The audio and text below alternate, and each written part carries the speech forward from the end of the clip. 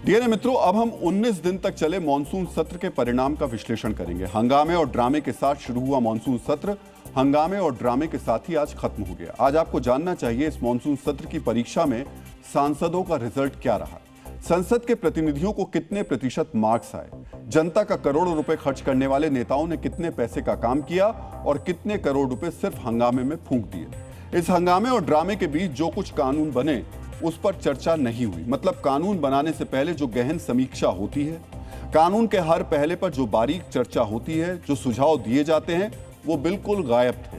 आज आपको जानना चाहिए कि संसद का मॉनसून सत्र कैसे मॉनसून की बारिश की तरह जनता के पैसे की बर्बादी का कारण बना। लेकिन उससे पहले आपको जानना चाहिए कि हम मॉनसून सत्र को फेल क्यों कह रहे हैं। मित्रों, आज मॉनसून सत्र खत्म होने के बाद संसदीय कार्य मंत्री किरण रिजिजू ने रिपोर्ट कार्ड मीडिया के सामने रखा। उनके मुताबिक मॉनसून सत्र में लोकसभा का कामकाज यानी प्रोडक्टिविटी केवल 19% रही, जबकि राज्यसभा की 39%। दोनों का औसत माना जाए तो मॉनसून सत्र में संसद की प्रोडक्टिविटी केवल 29% रही। मित्रों, सीबीएसई की बोर्ड परीक्षा में भी पास करने के लिए न्यूनतम 33% मार्क्स चाहिए, लेकिन संसद में उतना भी कामकाज नहीं हुआ। यही वजह है कि हम इसे नाकाम सत्र कह रहे हैं। पूर्व प्रधानमंत्री अटल बिहारी वाजपेयी अक्सर कहते थे, संसद में विवाद हो सकते हैं लेकिन संवाद कभी बंद नहीं होना चाहिए।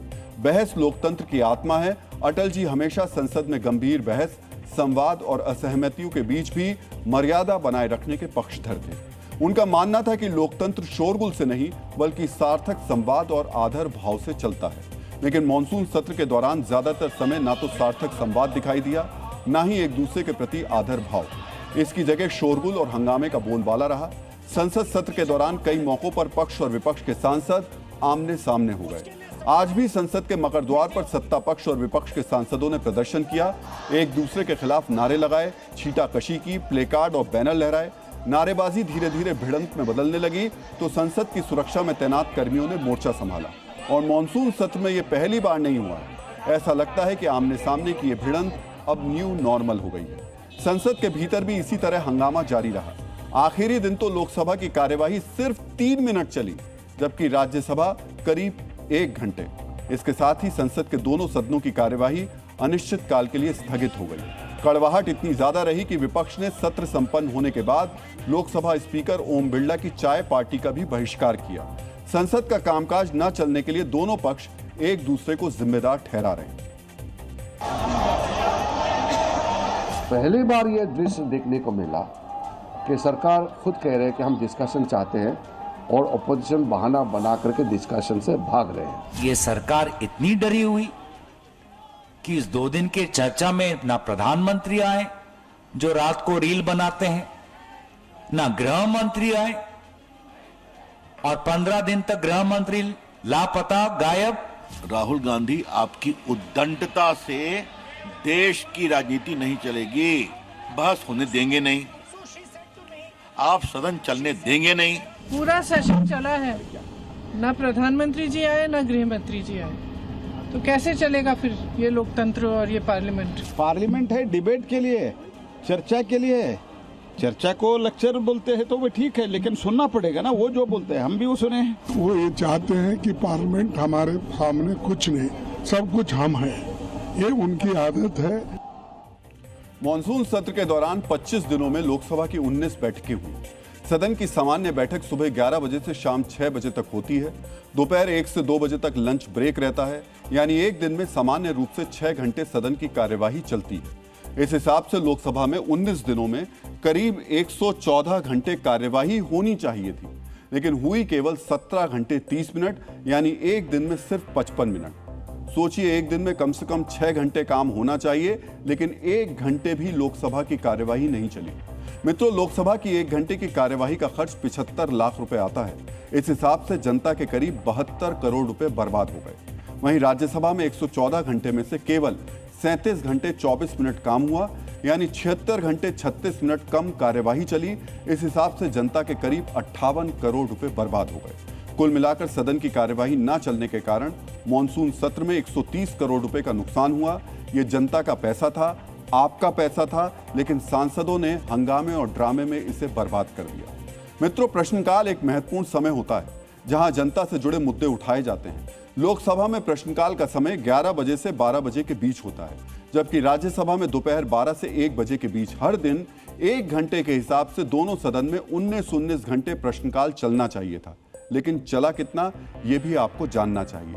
लोकसभा में सिर्फ 12 मिनट, जबकि राज्यसभा में 2 घंटे 18 मिनट। सोचिए, यह जनता से जुड़े मुद्दे उठाने का समय है, लेकिन हंगामे से फुर्सत मिलेगी तब तो जनता से जुड़े सवाल उठाए जाएंगे। लोकसभा में एक दिन में अधिकतम 20 प्रश्नों के मौखिक उत्तर दिए जाते हैं, यानी 19 दिनों में 380 सवालों के जवाब मिल सकते थे। जनता से जुड़े सवाल, उनके जवाब मिल सकते थे। लेकिन जब कुल मिलाकर लोकसभा में 12 मिनट ही प्रश्नकाल चला तो सवाल कितने पूछे जाते और जवाब कहां से मिलते? मित्रों, इसका खामियाजा उन सांसदों को ज्यादा भुगतना पड़ता है जो निर्दलीय हैं या जो अपनी पार्टी के इकलौते सांसद हैं। पहली बार सांसद बने नेता भी इस हंगामे से परेशान रहे। उनके लिए प्रश्नकाल ही सबसे बड़ा मंच होता है, लेकिन उन्हें अपनी बात रखने का मौका ही नहीं मिल पाया। पूरा सत्र बिना चर्चा के चला गया। जो 1200 किलोमीटर दूर से एमपी आते हैं, वो पूरा अपना टाइम 1 महीने का यहाँ दिल्ली को देते हैं लोकसभा के अंदर। तो ये बहुत बड़ा दुर्भाग्य है देश का। मेरे जैसा नया सांसद है, 6 बार मेरा 0 ओवर में नंबर आया, 4 बार स्टार क्वेश्चन में नंबर आया, लेकिन रेलवे के प्रश्न थे, फार्मर्स के प्रश्न थे। हम लोग हमारी कठिनाइयां वहां व्यक्त करने वाले थे, लेकिन वहां हमें संधि नहीं मिली। डीएनए मित्रों, बार बार स्थगित होते सदन और हंगामे के बीच मॉनसून सत्र में सिर्फ 12 बिल पास हो पाए, और जिस तरह पास हुए ये तो और भी चिंताजनक है। लोकसभा में 12 में से 11 बिल बिना चर्चा के पास हो गए। केवल 1 बिल पर चर्चा हुई।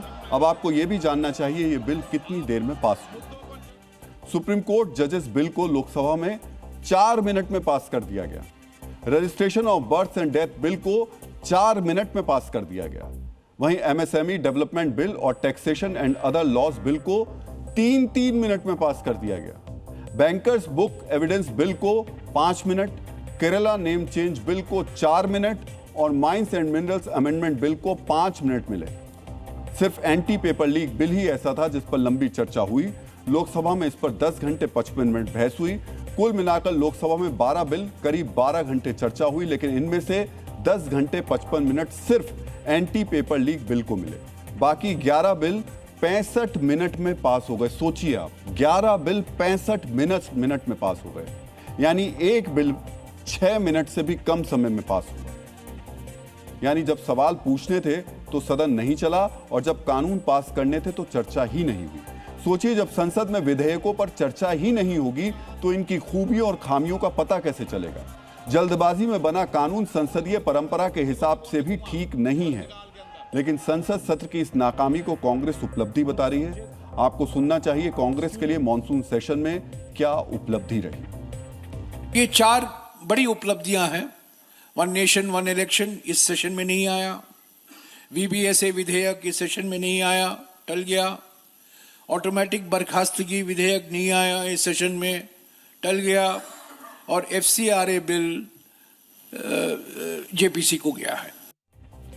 मित्रों, सामान्य भाषा में संसदीय सत्र की उपलब्धि होती है बिल पास होना, चर्चा होना, सवालों के जवाब मिलना, लेकिन यहां उपलब्धि की परिभाषा बदली हुई है। सरकार हंगामे के लिए विपक्ष को जिम्मेदार ठहराती है, लेकिन विपक्ष सरकार पर सवाल उठा रहे हैं। दोनों के अपने अपने तर्क हैं। हम इस बहस में नहीं पड़ना चाहते कि जिम्मेदारी किसकी है, लेकिन संसद में कामकाज और चर्चा नहीं होना लोकतंत्र के लिए ठीक नहीं।